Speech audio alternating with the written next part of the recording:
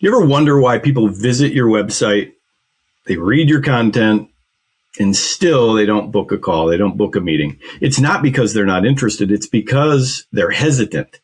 In today's Quick Wins episode of the Playbook here, we're breaking down the psychology behind the book a call button, why it creates friction, and how small language changes can dramatically increase conversions.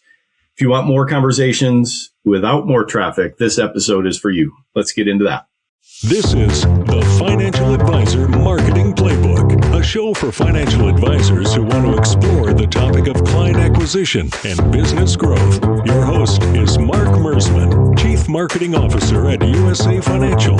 He is an investment advisor representative of and securities are offered through USA Financial Securities, member FINRA SIPC, a registered investment advisor.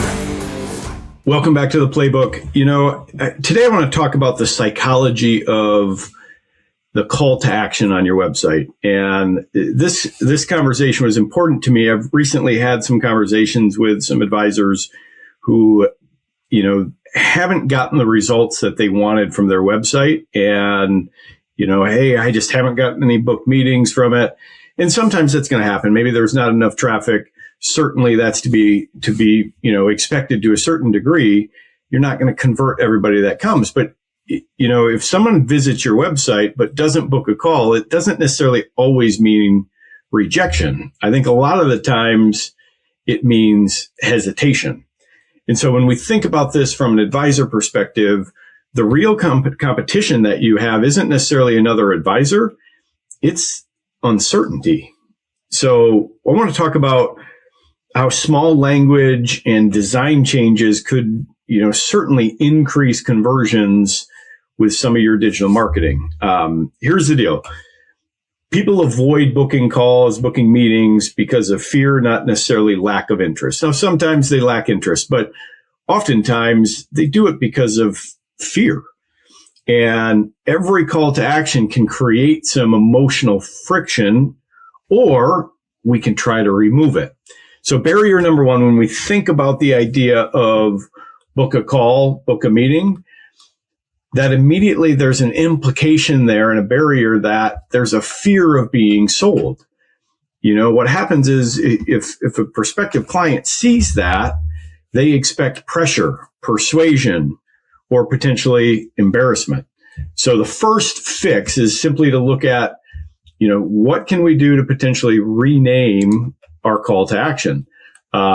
This could be something as simple as, rather than book a call, book a meeting, to start a conversation, explore your options, ask a question, see if this makes sense for you. And we'll touch on a few combinations here in a minute, but I want you to think about, do I want to soften my CTA language a little bit to take away some of that pressure, that concern of that fear of being sold? The second barrier that we have to think about when we look at the psychology of somebody who is just looking at your website for the first time, perhaps, and thinking about, some of this looks appealing. Maybe I want to take a next step. There's a legitimate concern and fear of looking uninformed. Your prospective client might worry that they'll sound dumb or ask a stupid question or be unprepared.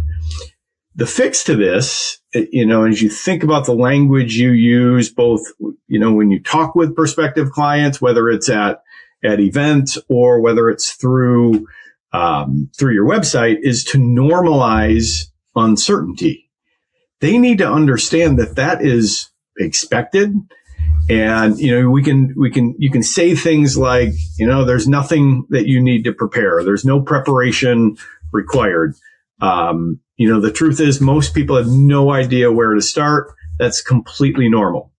You have to normalize some of the feelings that they likely have because, for the vast majority of people, dealing with finances and their personal, financial accounts and all the jargon that our industry has can be really intimidating. And so they don't want to sound dumb or feel like they're unprepared. The other barrier that's happening, the other psychological component is oftentimes there are very unclear expectations.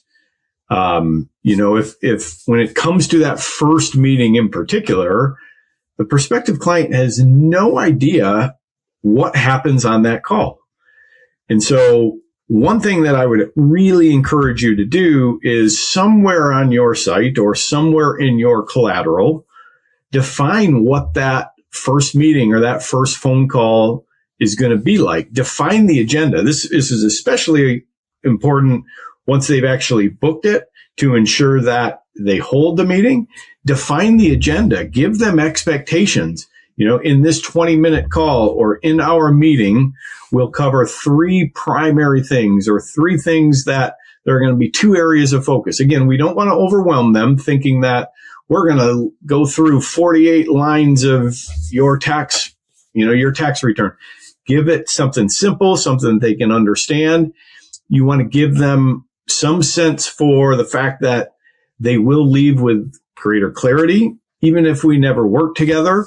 So again, define the agenda, create some clear, concise collateral so that they understand what the expectation is during that first meeting.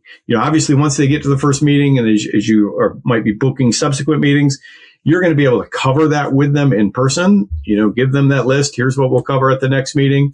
But especially for this first meeting, they're walking into the lion's den and they don't necessarily know what to expect. And so their mind is going to go to the worst case scenario. The fourth barrier, the fourth psychological thing to be aware of is time commitment anxiety. A lot of these clients, if they've worked with other advisors before, they might have a fear that this is going to be a long, draining meeting. And especially for the first meeting, or especially if you're just looking to do short calls to kind of see if there's a fit or something worth exploring, I encourage you, emphasize the brevity and the flexibility with the meeting. Examples could be, this is simply a short exploratory conversation. There's no obligation. You want to kind of downplay and put their mind at ease that this is not going to be this long, taxing phone call or meeting, especially for that first one, because they're really reluctant that, oh boy, am I signing up for a 2-3 hour long meeting that I'm going to be emotionally drained from afterwards. Speaking of emotions, that's really the fifth barrier that I want to touch on, which is arguably one of the most important ones. People are very emotionally vulnerable. And, talking about money feels extremely personal and uncomfortable. Oftentimes I've heard it, analogize that it's akin to going to the doctor's office, stripping down naked, and here you are in your birthday suit feeling really vulnerable. The same thing is happening with these prospective clients for that first meeting. They're worried about, oh boy, this is going to make me feel really uneasy if I have to put it all out there. And sometimes they're embarrassed. I've kind of laughed over the years as I've spoken with other advisors, how they've said to me, some people think they don't have much saved, and it turns out they've got $2, $3, $4 million, but they're embarrassed because they feel they haven't done enough. So here's the fix to this. Lead with empathy. This should be something you do within your website, your other marketing collateral, and most importantly, how you speak with clients and prospective clients. Let them know many people feel anxious talking about this. Don't worry, this is a judgment-free conversation. So, lead with empathy, take down their worry, let them know that you understand that this isn't necessarily always the most fun and enjoyable. You can feel kind of vulnerable, but there is nothing to worry. There's nothing to feel anxious about. It's a simple conversation that, we do this every single day with clients through, so try to stress to them that you understand what they're feeling, the emotional vulnerability that comes with meeting with a financial professional for the first time. So a couple of things, kind of some quick wins that we can take away. First of all, from a design and user experience standpoint, I would tell you, remove some of the clutter near your calls to action. If you look at your website, if you've got a bunch of clutter around calls to action, make that a little bit more concise. We try not to, we're really trying to avoid the idea of, having too many calls to action on one page. Try to simplify that. If you can get it down to one simple call to action per page, that's great.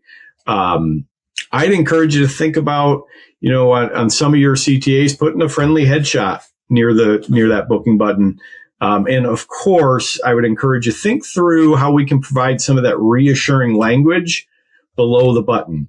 So here's kind of the quick wins. Look to replace, if you've got book a call or book a meeting on your website, maybe think about using a softer language. Obviously, we're trying to get to the same end result. So maybe you're going to look at replacing book a call with something, a little bit softer. The other thing that you could look at doing is adding a simple, short, one sentence expectation statement below the button. It could be, the button might be start a conversation, and then the subtext underneath it might be no pressure, no prep required, or just a conversation to see if it makes sense. Or maybe many people feel unsure, that's normal. So again, kind of thinking through pairing up a softer CTA with a very succinct one sentence expectation that demonstrates empathy to the prospective client. So, here's kind of the big takeaway, I guess. Booking a call, booking a meeting isn't necessarily a logical step. It's an emotional one to the prospective client. Lower the wall, lower the barriers, tackle the psychological concerns, and all of a sudden the pipeline opens. Hope it's helpful. Thanks for listening. Be sure to subscribe on your favorite podcast player, or give us a like and a thumbs up. And if you're an Apple podcast user, or any of the platforms out there that allow you to give reviews or afford you the ability to give a review, if you're enjoying this content, I certainly would appreciate the opportunity. That certainly helps my reach as I'm trying to get out there and help as many advisors as possible. Again, take care. Have a good one. Bye now. This information is for licensed financial professionals only and is not intended for use in soliciting sales from the public. The views expressed represent the opinions of the presenter or their featured guest, not necessarily those of USA Financial or its affiliated subsidiaries. Industry references are generic and are not intended to represent actions or beliefs of any individual or entity. Content is only presented to illustrate general principles, beliefs, or ideas and should not be construed as legal or regulatory advice. Trademark and copyright protected. USA Financial and Affiliates.